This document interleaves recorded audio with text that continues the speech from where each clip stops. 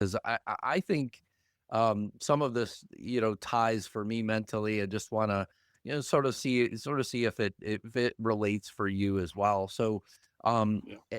in terms of your experiences and key roles that you've had in your career, what were some of those, key moments that you feel like, really prepared you, for working with a lot of life science companies, as well? Yeah.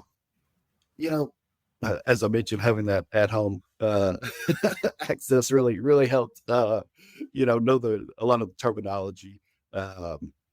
Just the ins and outs of it. That was a huge factor. It really was, and really gave me kind of a head start of jumping into this. But you know, a life science company is not the same as a Main Street type business or a construction company. There's a lot of different moving parts. There's a lot of coverages that aren't standard that go along with a Main Street business. So I really just kind of I just dove into it and really just started um, researching and looking at those forms and looking at those coverages and studying those and then from there, it started with let's build out a network.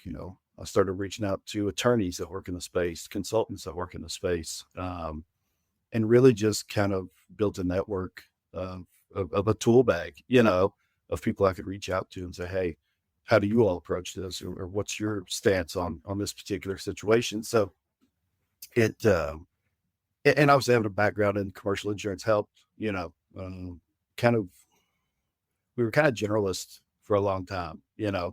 I might write a construction company, I might write a transportation company. And that's where it kind of got to where we were like, hey, we've got to start some specialized fields. 'Cause we were kind of all here, there, and everywhere, So it was a good move on our part to do that. But I think just that background of just commercial insurance in general, and then just kind of going at it and just trying to learn as much as I could about the industry, and how it operates. And it's the industry itself is very, very open to having those discussions, which has been great. Um, we were talking earlier about the bullpen. I joined that group last year, and that really helped expand some of that as well, and make some new connections. Yeah. Yeah, I think, I mean, for sure, groups like the bullpen, absolutely would, put you in touch with the right people. I think Yeah, the other part that, that you touched on as well, I guess there's two things that I would sort of, echo back from your history, just to sort of see if these are confirmational or not. But my sort of thought is, as you sort of came through, State Farm, and you had your own insurance agency and you did the merger and things like that. To me, you understand a little bit of the side of the entrepreneurial journey that a lot of these companies are coming through. Like these the companies that you're very much, dealing with, yeah, oftentimes in the bullpen, they're smaller companies, and they're trying to grow and things like that. I mean, it's good to have that background. But then the secondary part yeah, that you had said as well was the need to focus. And I feel like this industry is very, without that specificity, they sort of, quickly weed people out, right? And say, hey, look, yeah, this person's a generalist, or this person, doesn't understand our industry enough. And so right. because of that, we can't necessarily, focus on them either.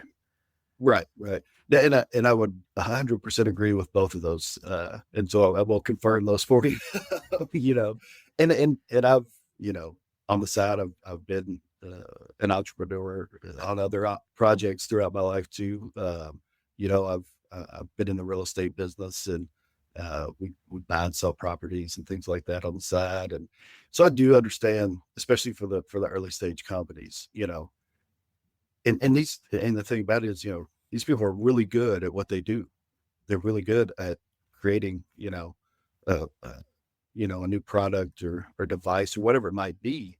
Um, but they're not thinking about the business side, a lot of times. So that's where we really try to come in and help and kind of hold their hand. And and with that, something about that tool bag earlier, we can say, hey, reach out to this consultant, reach out to this attorney. They may be able to help with the X, Y, or Z or whatever it might be.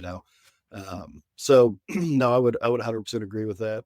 And it's really helped me throughout my entire career, having those experiences and being able to kind of build off of those. So no, you're correct on that. So Yeah, I love the idea of having a resource as well. It's funny because there are certain people in my network where that I sort of say, hey, look, these people are resources to me. They certainly have, broad experience, deeper connections, what have you, where, oftentimes whenever I'm struggling, to try and find the right person or whatever to connect somebody with, that they're normally the people that I go to as well.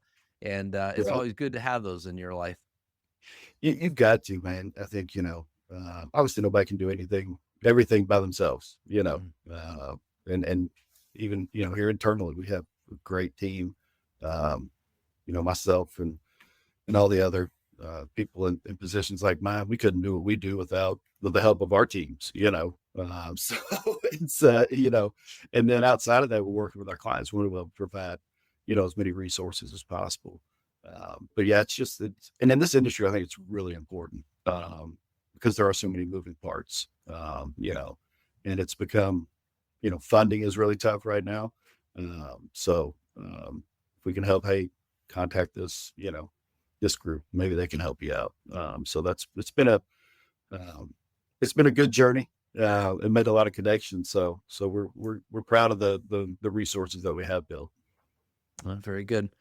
And in terms of the companies that you focus in on, so do you mostly deal with drug companies, or do you also work with medical device companies? Yep. Yeah, just curious, sort of Yeah. companies that you work. So life sciences for us is pretty broad. It's a pretty big umbrella that falls under that. But yes, pharmaceutical, device, third party manufacturers fall in that as well.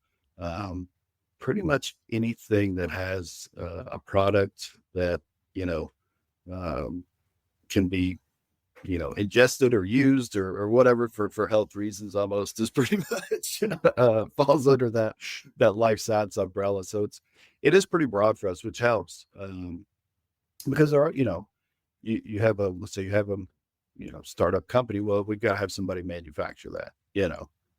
So, that falls under our umbrella too. So it's a pretty broad base, but we really focus more on the pharmaceutical medical device, is kind of our two big ones, but the third party manufacturers are really good for us too. Very good. And Yeah. so what sets Houchens Insurance Group risk management and insurance solutions for life sciences? What sets you apart? And kind of we've touched on a little bit of this, but I think the specialization is obviously key. Myself and Ben, within our agency, have kind of taken this and run with it, and it's pretty much all we focus on now. So I think that's a huge part of it. But I really think getting to know your client, and this goes really for any sector, I think, but getting to know your client, exactly what they're doing, what their processes are, um, doing a pretty deep dive, and getting to know that company is key.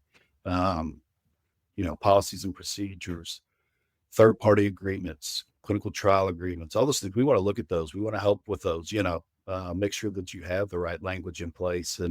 Um, and those types of things are really important. And for some of the early stage companies, they may not even have some of those things in place. They say, well, we haven't done that yet. So that's where we come in and help with those as well. And actually, provide templates and things and work with them to make sure that the language is correct. And that helps mitigate a lot of claims, and get out in front of issues they may have down the road. So that's the biggest key. We want to we want to reduce the risk, transfer the risk, whatever it might be, but, get it away from them as much as possible. But I think that's one of our key things is